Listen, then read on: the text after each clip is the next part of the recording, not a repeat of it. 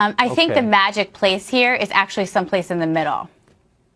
Well, why wouldn't the magic place just being stay out of it and kind of teach like English and history and math? I totally hear what you're saying.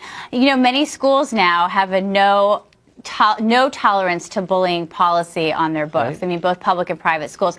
So it's a way to encourage children to be nice to each other. It's a way to encourage manners, for lack of a better word. I'm totally for that. But isn't, I wonder, let me just say I'm totally for that. I'm completely for tolerance and good manners. Yeah, I have no idea what diversity means. Anybody's for compassion and kindness. Sure, but it doesn't seem like it is a form of insidious social control to try and tell other people who to be friends with. I mean, who would want to tell someone who to be friends with in the first place? Do you think it's a little weird? Well, I think what's happening, I don't necessarily think they're telling kids which friends they can have and which they can't. They're encouraging kids to have larger friend groups. The problem with it is that the University of Virginia did a study where they found, and they published this in Child Development, which they found that kids who did have best friends grew up to have higher rates of more positive mental health as they became adults. Yeah. And they also had less social anxiety. So that's the argument against this sort of behavioral policy that a lot of schools are mandating.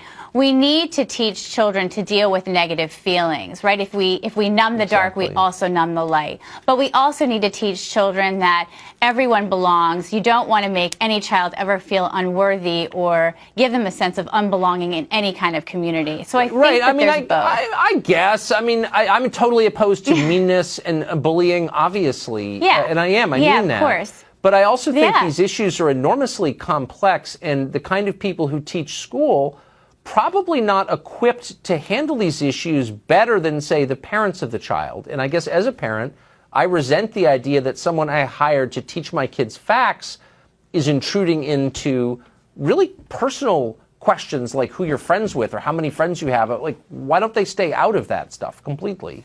Well, I wish that all kids didn't have any sort of behavioral issues in schools, but as someone who's worked in the school system, kids do. So oftentimes teachers are put in the position of having to help children learn how to modify and control their behavior. So they do have certain policies on the books, like you can't just have a bully running rampant in your elementary school. But I mean, having a best friend is not the same as, I mean, let's not conflate the terms. It's not the same. If you really want to spend all your time with one person, that's not the same as bullying other people. What would be the remedy? Telling a kid you have to have more friends, or how would you fix something